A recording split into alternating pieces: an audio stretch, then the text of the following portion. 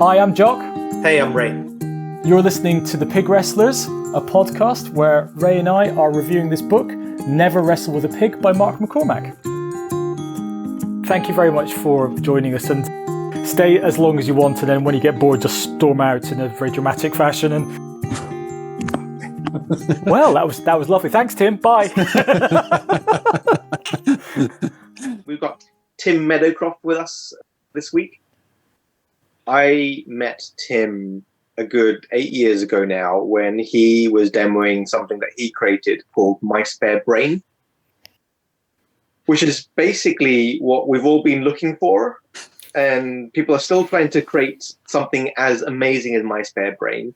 So if you are a fan of things like Rome Research, then, you know, My Spare Brain was that sort of thing, just like ridiculously powered. Tim's obviously an engineer, and like a proper engineer, like, you know, gets right down to like machine code. Tim and I were having a chat about people based off of what we've been always talking about. So Tim, I remember, recommended a book by Colin Wilson called Frankenstein's Castle. Oh, did I? Yep, it's one of my favorites. And so we often talk about people because, you know, that's the only thing that really matters.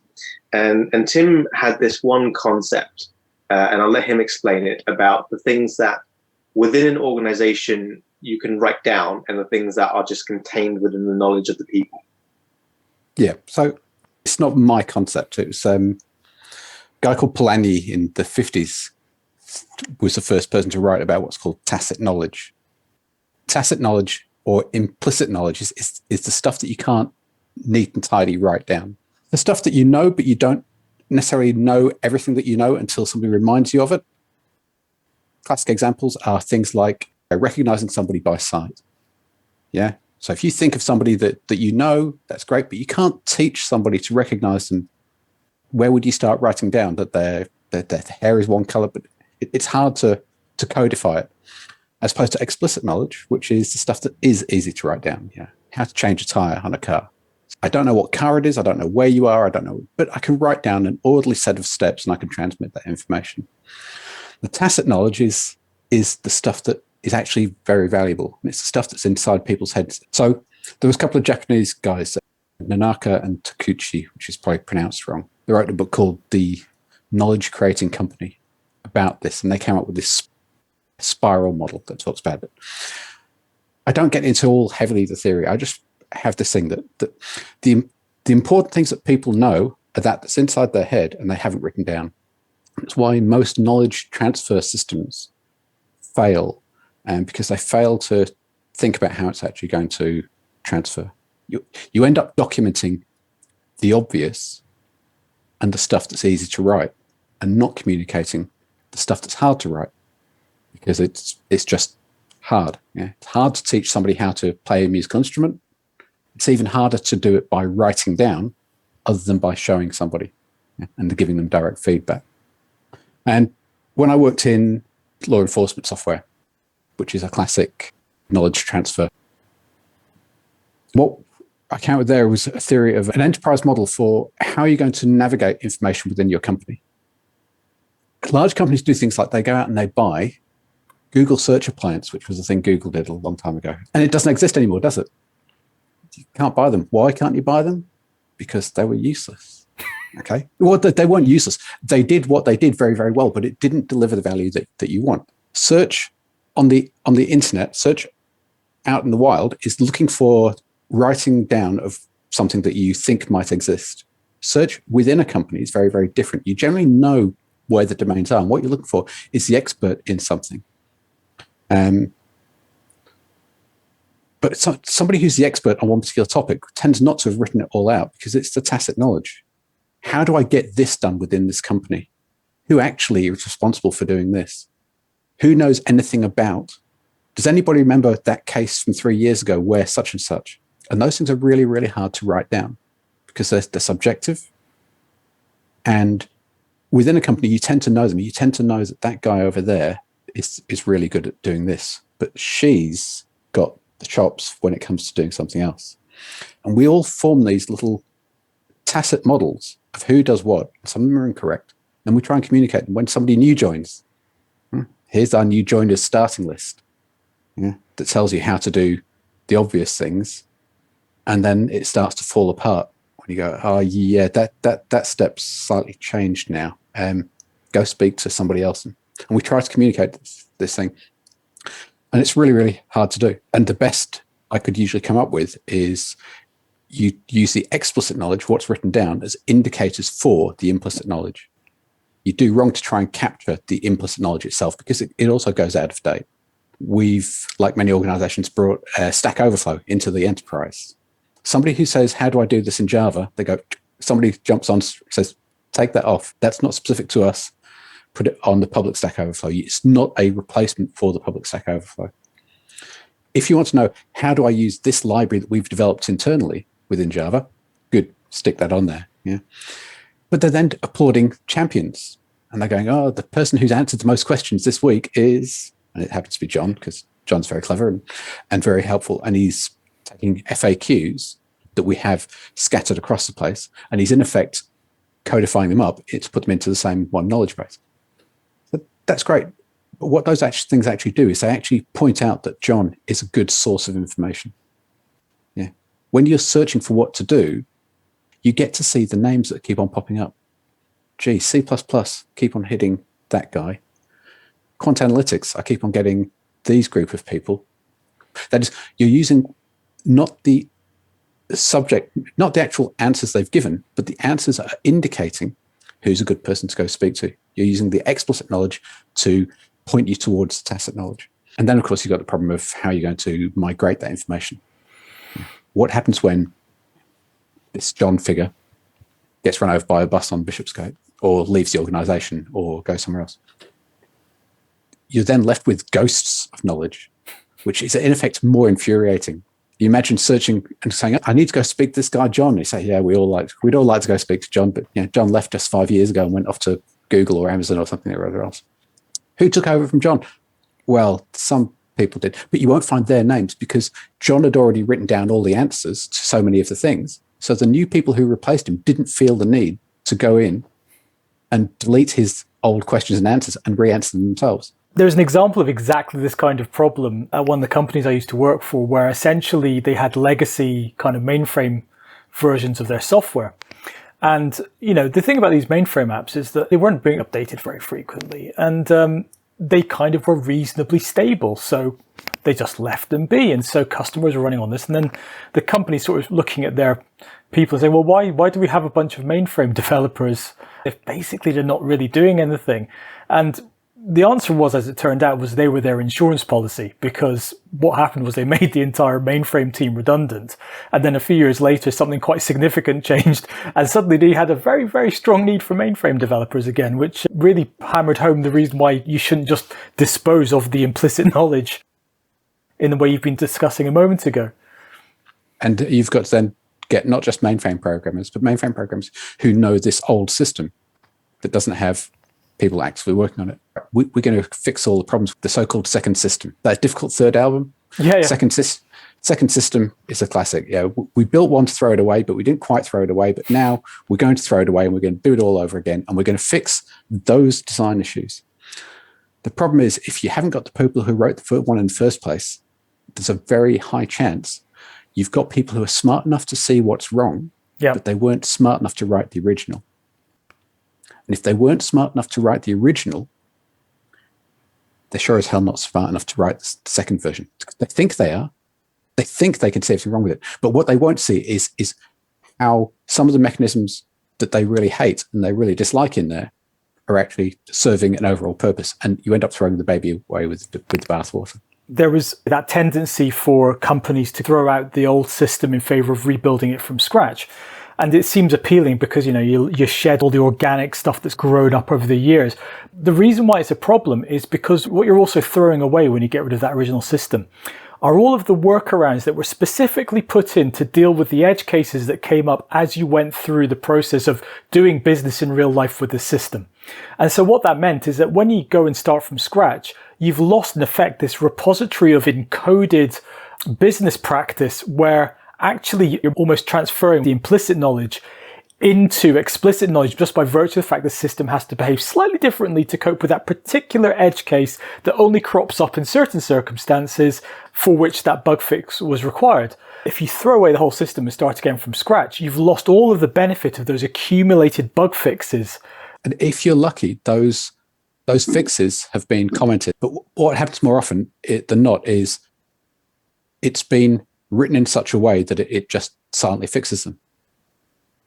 You know, Thomas Edison, who was famous, said in inventing the light bulb, he said, I had 999 ways that didn't work and one way that did work. Yeah. Now, if you were to hire that Thomas Edison, would you be hiring him for the one way that did work, or would you be hiring for the 999 ways that didn't work? Because to me, that's important knowledge within a company. Now, I could just go through and delete all of these, and I could just say, don't do this. But I think it's important to leave the signs of what you've tried and rejected because it didn't work. Some of my routines have got large chunks of code to tell people, you might think this would be faster if you did it like this. Please, I tried it. I tried this. I tried that. I tried that. Here's 7 ways I tried. The one I've left with, it happens to be the fastest because it looks like this. On a chip that comes out 5 years from now, one of those other methods might be better, but at the time it wasn't. And here's my reasoning why. But I actually leave those present in the code base, because if you do an experiment and it doesn't work, if you throw away the actual result of it as well, you've absolutely destroyed any value you could get out of it. And again, this comes back to, again, the knowledge. So people come to me and say, well, how do I do this? What's all this secret knowledge you have in your head? And I say, look, I throw it in the code base wherever I can. But it's the reason why my code tends to be quite chatty. That sort of stuff gets really hard and expensive to communicate. I have a friend who's running a very successful fintech startup, and a massively VC-funded company came along and just cloned it. Right. But because they don't know why it works, they aren't making money, right? They're losing money, whereas he's making money. And he makes money because you can ask him, what are the reasons your customers are unhappy? And he'll list them out top of his head. Yep. Because he speaks to his customers. He's had a journey with them that he knows implicitly why they turn up, what they turn up for, what they don't turn up for, what they care about. And, largely it's caring about how they feel by interacting with this product. And by cloning somebody else's product, you don't take those learnings with you. You take what on the surface you think is the value proposition. Yeah. There's also the problem you get in making a product. People see it, and without understanding what it is, they can see the appeal to it. Right. You see a car and it looks like a fast car, and you think this is going to be great. It's going to be, and it's not. It's made with the styling of a fast car, but it's not actually a fast car. And when you jump in it, you feel disappointed. Right. But that's okay. Cars are designed and built like this, or it's a concept model. It's actually got a Volkswagen Beetle engine, and it's only meant for a motor show. But My Spare Brain, I demonstrate that to people, and it was a sort of desktop for the web.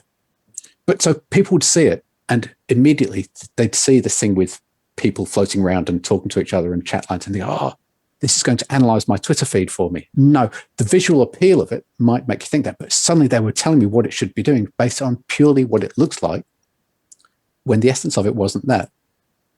And having worked in, I said, law enforcement and intelligence analysis, I can tell you now, if I write you a tool that looks at your Twitter feed and lets you throw everyone that you want on it, and shows you what's common, do you know what the common thing is? You. Yeah. It's a big chunky thing called you. You're the thing that links them together. And what you actually want is clusters, and you want cluster analysis and so on. So product development like that is hard. And again, the hard thing is communicating to people what the idea behind it is. And what do? We show people the user interface. We show them the manual. We show them the tutorial, which is the explicit information, but it's hard to get across that gem of what the idea is, because it's something you can demonstrate. It's why I could demo My Spare Brain, but it was really, really hard to write about it without it either being all vague and flowery, or it just going on for pages and pages. So I don't know about you, Ray and Tim, but possibly more recently than I should actually admit to, when I was using a smartphone, it took me a significant amount of time before I realized there was a pinch gesture. oh, didn't know it could do that. It was like, I mean, I understand like the theory of affordances in UI and so on and so forth, but it was just like I really felt quite stupid to have had this device for that length of time without even realizing that that was a way to interact with it. That was last week, by the way. The zoomable user interface is a much underused concept, but as you say, it's trying to get that idea across to people. And so the more general point you're making about kind of implicit knowledge and explicit knowledge is, as you say, it's the trap that everyone falls into with every kind of employee induction or whatever else. I don't think there's any simple way of solving that, because by definition, you're relying on a culture or a set of personal relationships that individuals have built up amongst themselves as the means of kind of storing that information. And the only reason you know to speak to Bill or to John or to Sarah or to whoever in the organization about different topics is because you've actually built up a relationship with them and you've been through that process a number of times with them before. So Nanaka and Takuchi come up with this model of how they have tacit to tacit, where I show you something and you learn how to do it. Apprenticeship is a classic tacit to tacit communication. You have tacit to explicit, where you've managed to, you write a book or you write an article, you take something that you know and you write it out in it. You have explicit to tacit, where you read something like that and then you get the knowledge from it. But what often happens is I take what's in my head, I write a book, you read the book, you don't know about it from just reading the book, you then have to put it into practice, and as such it's being communicated. And you have explicit to explicit, which is where you combine different knowledge sources. You take this has been written and this has been written, and you combine the two. But all the knowledge is in the head. And it's when companies try and pretend that doesn't exist. What we're going to do is we're going to write down absolutely everything. Recipe for disaster. It's not going to happen. People can waste a huge amount of time trying to overly do that. It's like trying to automate everything. Every time you automate something, you're actually making it harder to change it. It's not to say that it's bad, but automation says it will happen. The computer will do it. And when it changes, you've then got to undo the automation and change it back to something else. So automating things too early has that same sort of cost. You've tried to make it into something that's all explicit, and it's absolutely it's now wrong. It's the kind of it's like the assembly line kind of idea, which is once you've done the concept car, once you've figured out what the components are that are going to make up the vehicle, and you've set up your tooling and you've set up the assembly line process, the idea is you're going for repeatability and efficiency. You're not expecting variance. And so everything you've done, generally speaking, there are notable exceptions, like BMW or Mini's assembly line is designed for customizability as well, but within certain parameters. But broadly speaking, you've got your assembly line process, and the idea being is this is a standard thing that will always happen in the same way, repeatedly but efficiently.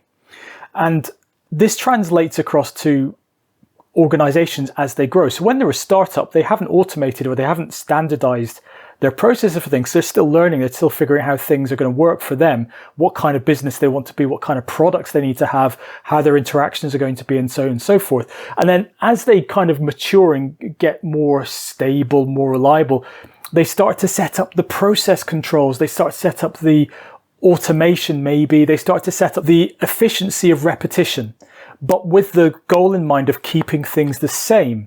In other words, they're again trying to reduce the variance to as little as possible, which means that when they suddenly get faced with, something fundamental like, the COVID pandemic or a massive shift in the market, which means they suddenly have to adapt.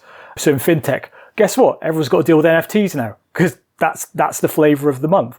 And suddenly they find themselves in a position where, well, we've set everything up in our company to preserve the status quo and minimize change. And now we're throwing change at it. Fun enough, it's sort of bouncing off the sides and causing a problem for us. Yeah, my background was originally in very small companies. 3 people, 4 people back in the 90s before there was, before internet. And you'd see as the company would start to grow. Originally, I'd see small companies like that often work on a sort of family basis. And as such, you've got coping mechanisms within the company for certain things happening. As the company grows, you start to get structure, but it becomes an informal structure. And about the time you hit 20 people, an interesting thing starts to happen in most companies. They start preparing to snap into a hierarchy. They're going to change from basically a family, a cloud, into being a pyramid structure. And as such, all of your processes are going to change. And people who can see this start making preparations for it and thinking about how things are going to happen. And some people start jockeying for position. And companies can shake themselves apart at this transition. From 20 is about the largest I think you can be still in cloud, and about 80 is about the largest you can be before you're definitely into a pyramid hierarchy type structure, or a matrix structure, or whatever it is you want to do. And people will shake themselves apart at that stage. And some of it is around, I've been doing this and I've been doing it in this way, and we've had these checks and these balances, and somebody else wants to codify it and do it in a different way. Back in the old days when people used to segment their customers, and we'd have our healthcare customers, and our educational customers, and our military customers, and we have salespeople aligned to each segment. And then somebody comes along who does healthcare for the military, and it's like, our internal model falls apart. What are we going to do? Oh no, you're going to teach doctors for the military. That spreads across all three areas. Suddenly there's a bun fight, and those sorts of things, as you say, break the model. And it can be massively external, or it can just be a different model. So I think, Ray, last time we were talking about Valve software, who are notoriously hierarchy free, in that anyone can decide what they want to work on and nobody can tell you what to do, which I think are the sort of two fundamental principles at which they operate. We were kind of saying, well, how much of is essentially Valve's propaganda, and does that put them at a disadvantage, which means that because there's no guiding hand to the direction, and it's simply, whether things happen to accumulate together and therefore get momentum, that things happen, does that essentially put them at a disadvantage to more driven companies who can say, collectively agree, this is the goal we're aiming for, we are going to devote most of our attention towards moving this thing forward? So I don't know, what are your views on kind of Valve's model and its practicalities? I see those things, and I think they sound fantastic. I often wonder how closely they match in practice what they say. How much of what they have is, officially I can't tell you what to do, but you know what? If you don't do what I say, the door's over there. Sometimes bullying is very prevalent in the workforce, in the city, in big tech. Hopefully you'd think it would disappear, but it becomes insidious. It starts moving in different directions. Now, I'm not saying Valve does that. And the other argument is, if you remember when extreme programming, XP and Agile first hit, and all of the 10 things and the Agile manifesto. And one of the critiques of that is, you look at the team of people that they had, and you go, for those 10 people they had, all of whom turn out to be very smart, very with it, very this and that, you could have done anything and it would have worked. So it becomes a survivorship bias. You ask successful traders, how did they get to be great traders? And they'll tell you it's by, I only ever buy on days that are a prime number of the month, yeah, and I only ever sell, because that happened to work for them. And those are silly examples. But if you ask only the survivors, they'll write down, but they don't necessarily know what actually made it work. They'll tell you what they did. It could be complete chance. I don't know if you ever saw the Derren Brown thing called The System. Yeah, the horse racing one. Yep. And this was beautiful. So Ray, I don't know if you're familiar with, but for people who are watching this and have no idea who Derren Brown is, he's not a hypnotist per se, but he uses power of suggestion to cause things to happen. But he also tends to explore interesting things. And he set up the conceit for this particular series is essentially following some completely picked at random individuals and basically say, I have a system that will guarantee that you win every single time you bet on a horse race. Yeah. And that's what he's saying. Would you like to put £5 on? And that was kind of the opening thing. And what he does is you sort of see this happening through. And what he's saying in the background is, this is not you're not seeing the big picture. And he's kind of trying to give you hints as to what's going on, but he's not telling you the trick yet.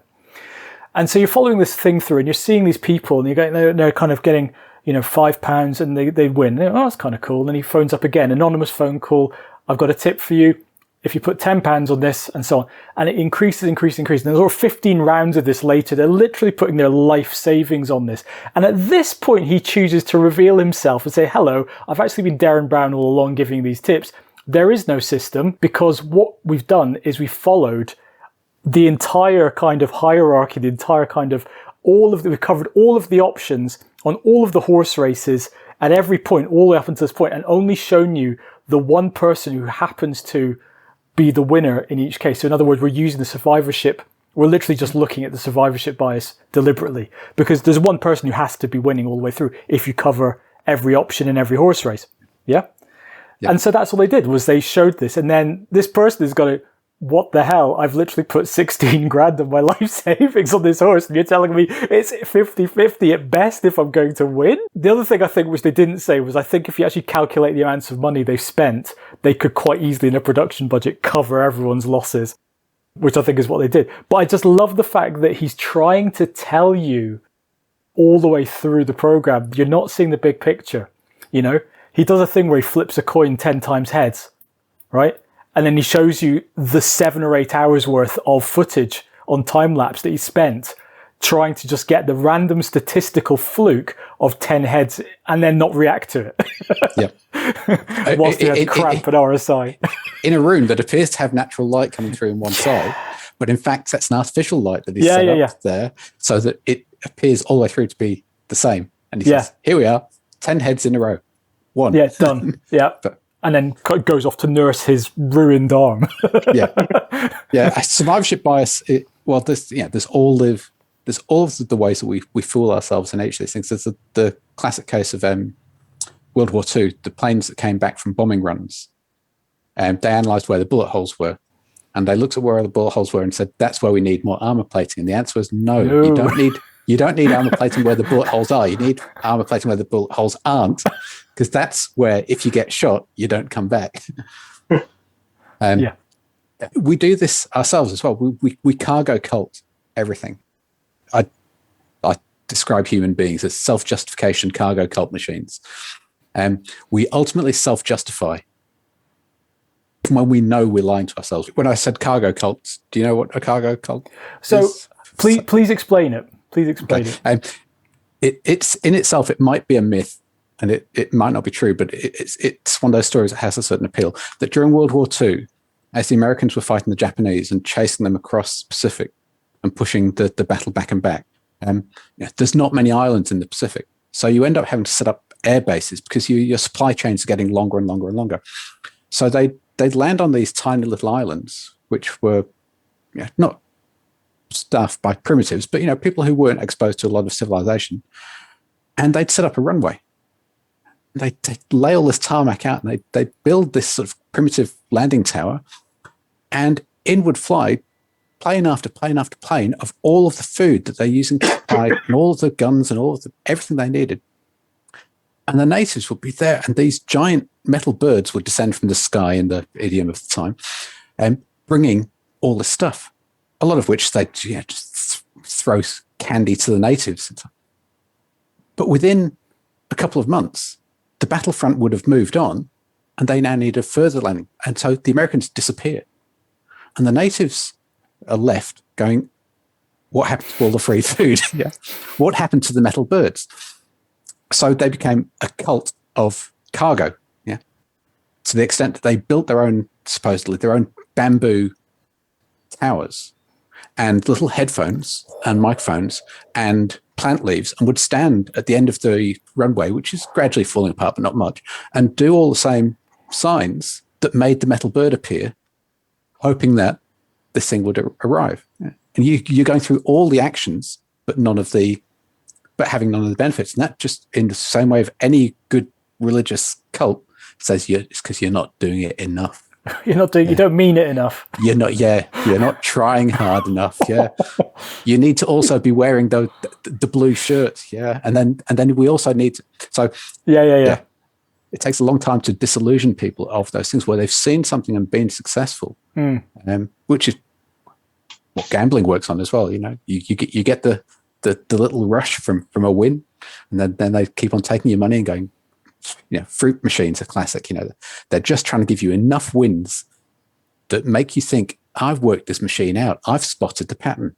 I'm going to get it. And then they just change the pattern. I spent a few months working at one of the gaming machines that makes the software on I think it was Rainbow Riches was kind of one of their famous kind of outputs.